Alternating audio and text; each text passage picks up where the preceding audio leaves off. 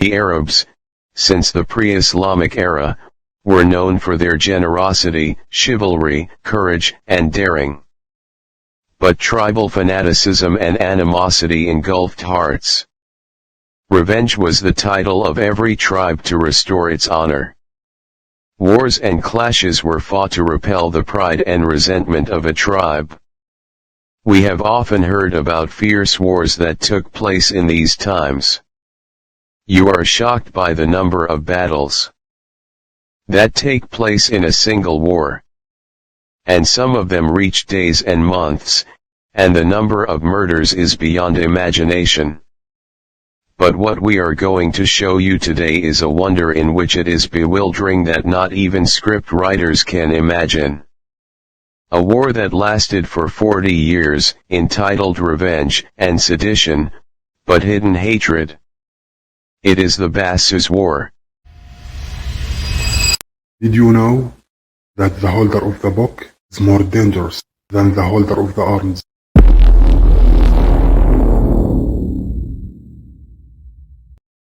The war between two tribes took place over a period of 40 years between the Taklib tribe represented by King Kulayb bin Rabi'a and Al-Zur al-Salam, al-Muhalhal bin Rabi'a, the brother of King Kulayb, and the Bakr tribe, represented by Jasas bin Murrah, his aunt Al-Basis bin al-Munkith, the she-camel of Al-Basis, and Al-Jalila, the sister of Jasas and the wife of King Kulayb bin Rabi'a.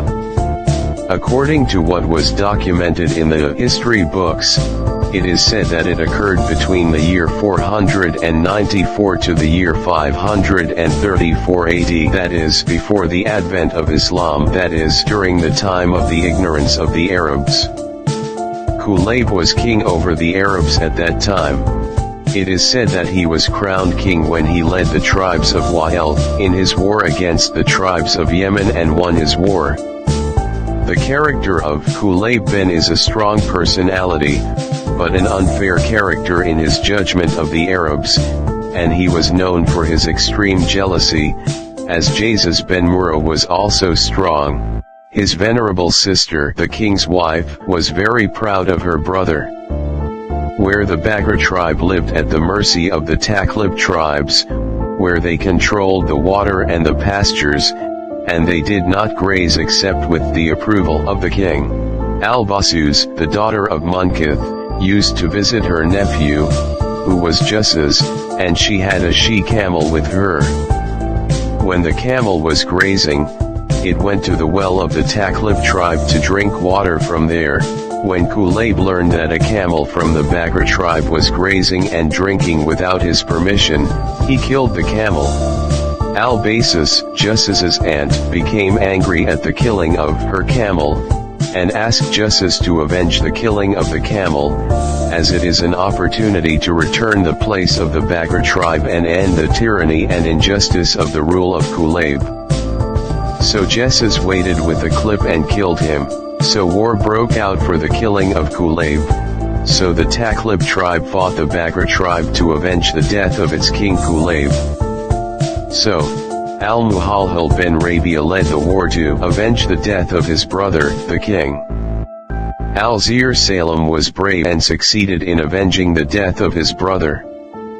And the fighting between the two tribes was originally cousins, and the evidence is that the king married the sister of Jasas, meaning there are ties there. The fighting lasted for 40 years, igniting strife, and wasted dignity as war fuel.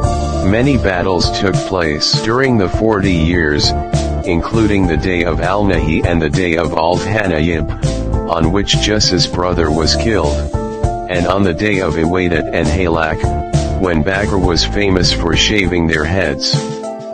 And lots of fierce battles. The Al-Basis War ended with the victory of a tribe that defeated the Bakr tribe. Dignity was restored to the tribe of Talib, as they thought. The size of the human losses was great between the two tribes. The bravest Arab knights fell victim to this war and tell the poets. It was classified as the most famous war in the history of ignorance. Enough so, Don't forget to subscribe to the channel, and hit the like button. See you soon.